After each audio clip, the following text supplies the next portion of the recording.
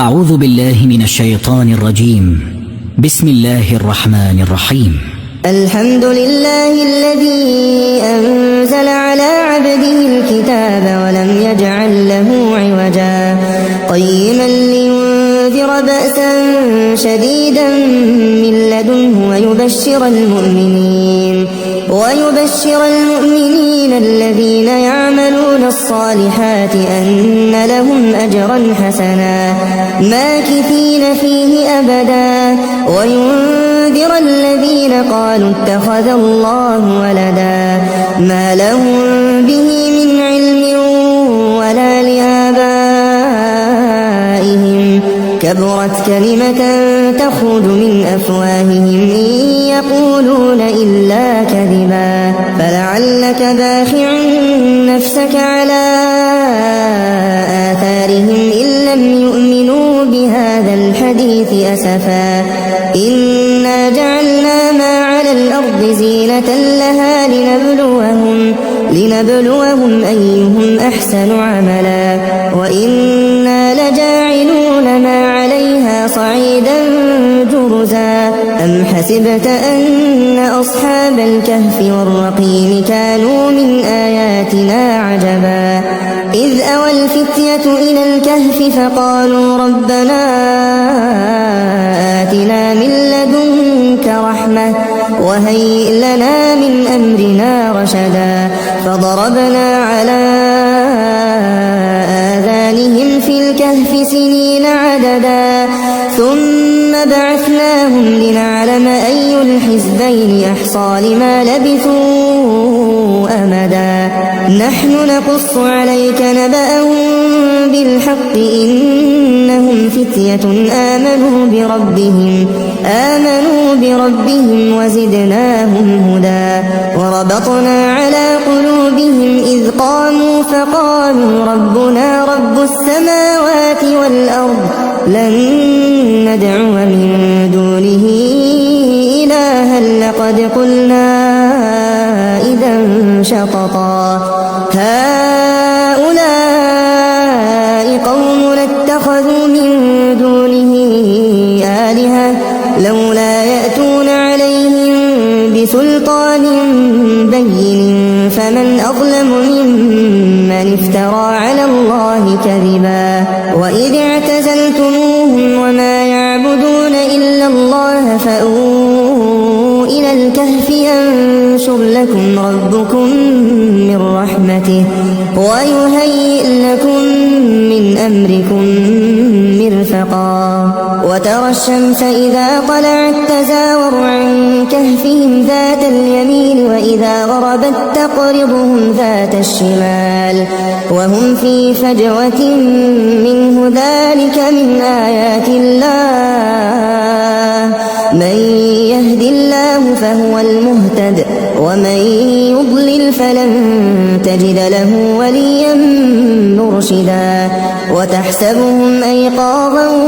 وهم رقود ونقلبهم ذات اليمين وذات الشمال وكلبهم باسق ذراعيه بالوصيد لو اطلعت عليهم لوليت منهم فرارا ولملئت منهم رعبا وكذلك بعثناهم ليتساءلوا بينهم قال قائل منهم كم لبثتم قالوا لبثنا يوما أو بعض يوم قالوا ربكم أعلم بما لبثتم فابعثوا أحدكم بورقكم هذه إلى المدينة فلينظر أيها أزكى طعاما فليأتكم برزق منه وليتلطف ولا يشعرن بكم أحدا إنهم إن يظهروا عليكم يرجموكم أو يعيدوكم في ملتهم ولن تفلحوا إذا أبدا وكذلك أعثرنا عليهم ليعلموا أن وعد الله حق وأن الساعة لا ريب فيها إذ يتنازعون بينهم أمرهم فقالوا ابنوا عليهم بنيانا ربهم أعلم بهم قال الذين غلبوا على أمرهم لنتخذن عليهم مسجدا سيقولون ثلاثة رابعهم كلبهم ويقولون خمسة سادسهم كلبهم رجما بالغيب ويقولون سبعة وثامنهم كلبهم قل ربي أعلم بعدتهم ما يعلمهم إلا قليل فلا تمار فيهم إلا مراء ظاهرا ولا تستفت فيهم منهم أحدا ولا تقولن لشيء إني فاعل ذلك غدا إلا أن يشاء الله واذكر ربك إذا نسيت وقل عسى أن يهديني ربي لأقرب من هذا رشدا ولبثوا في كهفهم 300 سنين وازدادوا 9 قل الله أعلم بما لبثوا له غيب السماوات والأرض أبصر به وأسمع ما لهم من دونه من ولي ولا يشرك في حكمه أحدا واتل ما أوحي إليك من كتاب ربك لا مبدل لكلماته ولن تجد من دونه ملتحدا واصبر نفسك مع الذين يدعون ربهم بالغداة والعشي يريدون وجهه ولا تعد عيناك عنهم تريد زينة الحياة الدنيا ولا تطع من أغفلنا قلبه عن ذكرنا واتبع هواه وكان أمره فرطا وقل الحق من ربكم فمن شاء فليؤمن ومن شاء فليكفر إنا أعتدنا للظالمين نارا أحاط بهم سرادقها وإن يستغيثوا يغاثوا بماء كالمهل يشوي الوجوه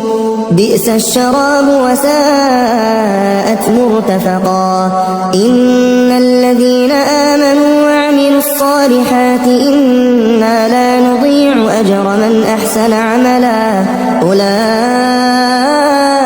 لهم جنات عدن تجري من تحتهم الأنهار يحلون فيها من أساور من ذهب ويلبسون ثيابا خضرا من سندس واستبرق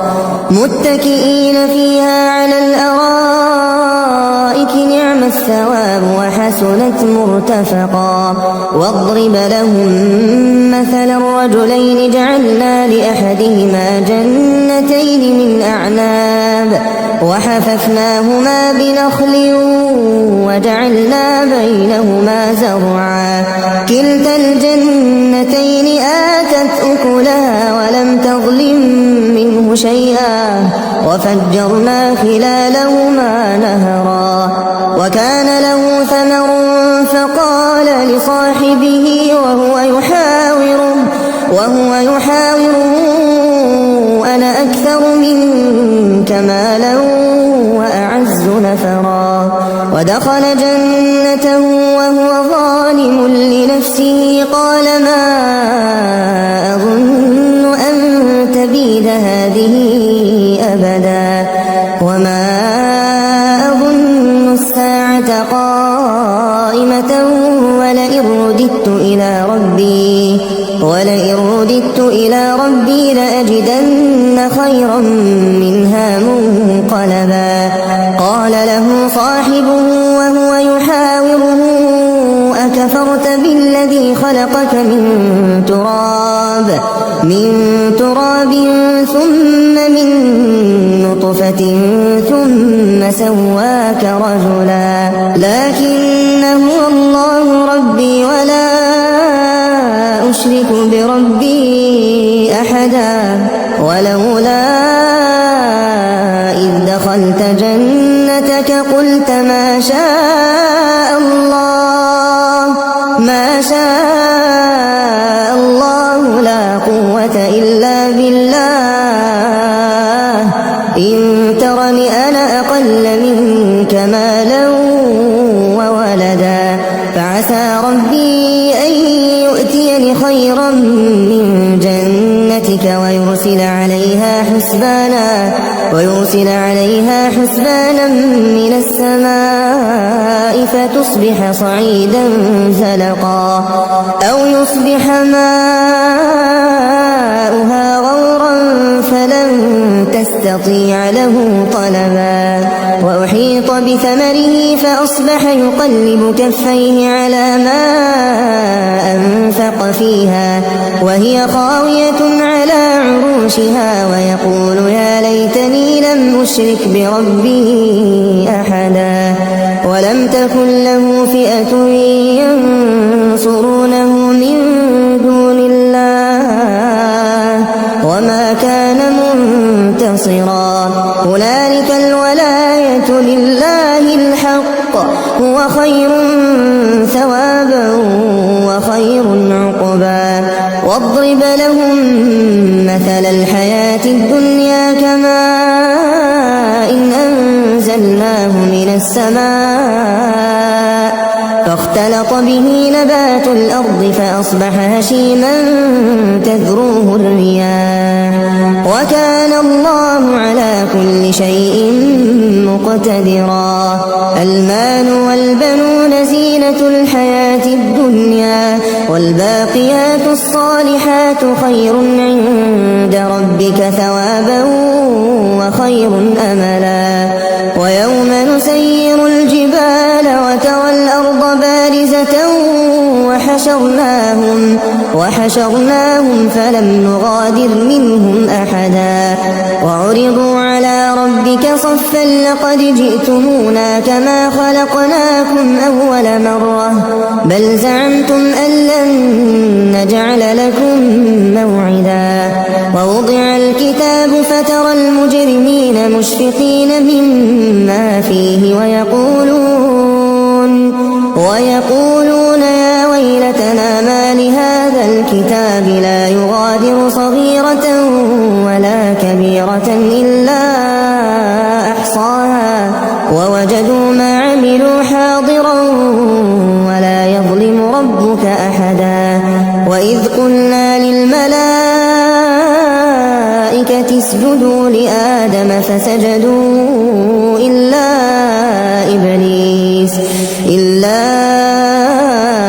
إبليس كان من الجن ففسق عن أمر ربه أفتتخذونه وذريته أولياء من دوني وهم لكم عدو بئس للظالمين بدلا ما أشهدتهم خلق السماوات والأرض ولا خلق أنفسهم وما كنت متخذ المضلين عضدا ويوم يقول نادوا شركائي الذين زعمتم فدعوهم فلم يستجيبوا لهم وجعلنا بينهم موبقا ورأى المجرمون النار فظنوا أنهم مواقعوها ولم يجدوا عنها مصرفا ولقد صرفنا في هذا القرآن للناس من كل مثل وكان الإنسان أكثر شيء جدلا وما منع الناس أن يؤمنوا إذ جاءهم الهدى ويستغفروا ربهم إلا أن تأتيهم سنة الأولين أو يأتيهم العذاب قبلا وما نرسل المرسلين إلا مبشرين ومنذرين ويجادل الذين كفروا بالباطل ليدحضوا به الحق واتخذوا آياتي وما أنذروا هزوا ومن أظلم ممن ذكر بآيات ربه فأعرض عنها ونسي ما قدمت يداه إنا جعلنا على قلوبهم أكنة أن يفقهوه وفي آذانهم وقرا وإن تدعهم إلى الهدى فلن يهتدوا إذا أبدا وربك الغفور ذو الرحمة لو يؤاخذهم بما كسبوا لعجل لهم العذاب بل لهم موعد لن يجدوا من دونه موئلا وتلك القرى أهلكناهم لما ظلموا وجعلنا لمهلكهم موعدا وإذ قال موسى لفتاه لا أبرح حتى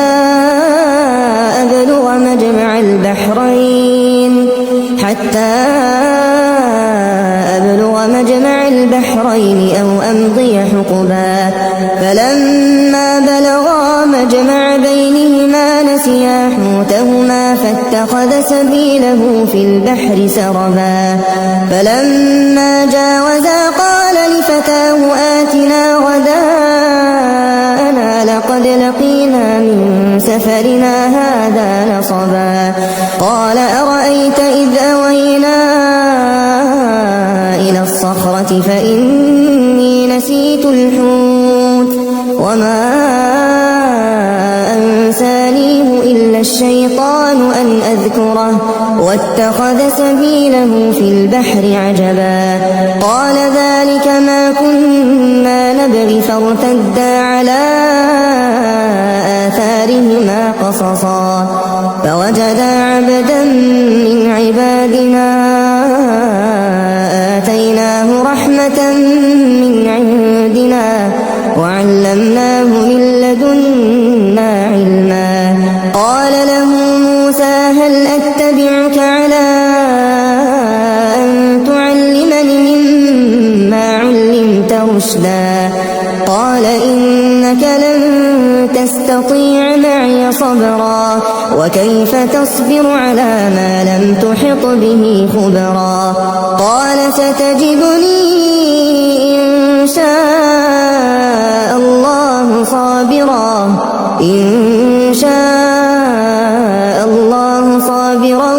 ولا أعصي لك أمرا قال فإن اتبعتني فلا تسألني عن شيء حتى أحدث لك منه ذكرا فانطلقا حتى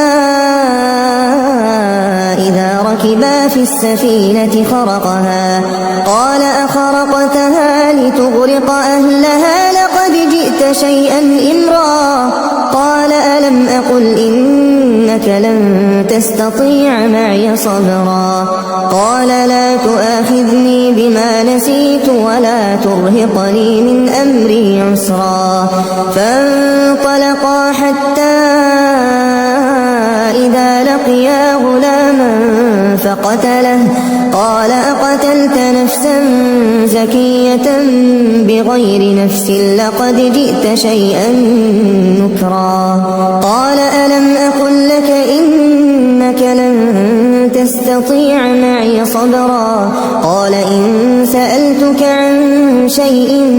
بعدها فلا تصاحبني قد بلغت من لدني عذرا فانطلقا حتى إذا أتيا أهل قرية استطعما أهلها فأبوا أن يضيفوهما فوجدا فيها جدارا يريد أن ينقض فأقامه قال لو شئت لاتخذت عليه أجرا قال هذا فراق بيني وبينك سأنبئك بتأويل ما لم تستطع عليه صبرا أما السفينة فكانت لمساكين يعملون في البحر فأردت أن أعيبها وكان وراءهم ملك يأخذ كل سفينة غصبا وأما الغلام فكان أبواه مؤمنين فخشينا أن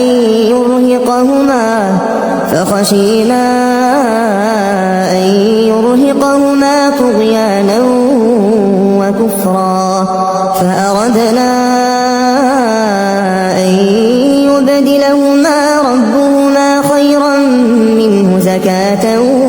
وأقرب رحما وأما الجدار فكان لغلامين يتيمين في المدينة وكان تحته كنز لهما وكان أبوهما صالحا فأراد ربك أن يبلغا أشدهما ويستخرجا كنزهما رحمة من ربك وما فعلته عن أمري ذلك تأويل ما لم تسطع عليه صبرا ويسألونك عن ذي القرنين قل سأتلو عليكم منه ذكرا إنا مكنا له في الأرض وآتيناه من كل شيء سببا فأتبع سببا حتى إذا بلغ مغرب الشمس وجدها تغرب في عين حمئة ووجد عندها قوما قلنا يا ذا القرنين إما أن تعذب وإما أن تتخذ فيهم حسنا قال أما من ظلم فسوف نعذبه ثم يرد إلى ربه فيعذبه عذابا نكرا وأما من آمن وعمل صالحا فله جزاء الحسنى وسنقول له من أمرنا يسرا ثم أتبع سببا حتى إذا بلغ مطلع الشمس وجدها تطلع على قوم لم نجعل لهم من دونها سترا كذلك وقد أحطنا بما لديه خبرا ثم أتبع سببا حتى إذا بلغ بين السدين وجد من دونهما قوما لا يكادون يفقهون قولا قالوا يا ذا القرنين إن يأجوج ومأجوج مفسدون في الأرض فهل نجعل لك خرجا على أن تجعل بيننا وبينهم سدا قال ما مكني فيه ربي خير فأعينوني بقوة أجعل بينكم وبينهم ردما آتوني زبر الحديد حتى إذا ساوى بين الصدفين قال انفخوا حتى إذا جعله نارا قال آتوني أفرغ عليه قطرا فما استطاعوا أن يظهروه وما استطاعوا له نقبا قال هذا رحمة من ربي فإذا جاء وعد ربي جعله دكاء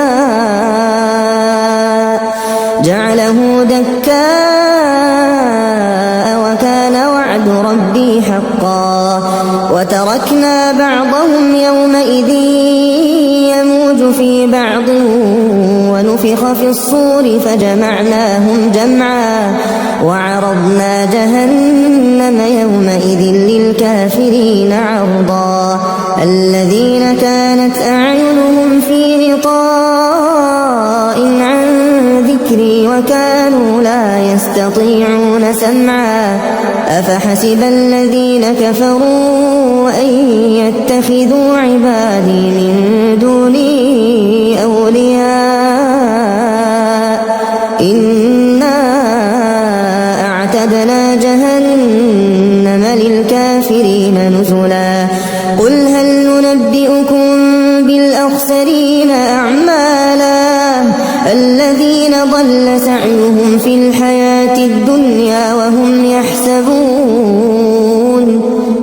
يحسبون أنهم يحسنون صنعا أولئك الذين كفروا بآيات ربهم ولقائه فحبطت أعمالهم فلا نقيم لهم يوم القيامة وزنا ذلك جزاؤهم جهنم بما كفروا واتخذوا آياتي ورسلي هزوا إن الذين آمنوا وعملوا الصالحات كانت لهم جنات الفردوس نزلا خالدين فيها لا يبغون عنها حولا قل لو كان البحر مدادا لكلمات ربي لنفد البحر قبل أن تنفد كلمات ربي ولو جئنا بمثله مددا قل إنما أنا بشر مثلكم يوحى إلي أنما إلهكم إله واحد فمن كان يرجو لقاء ربه فليعمل عملا صالحا ولا يشرك بعبادة ربه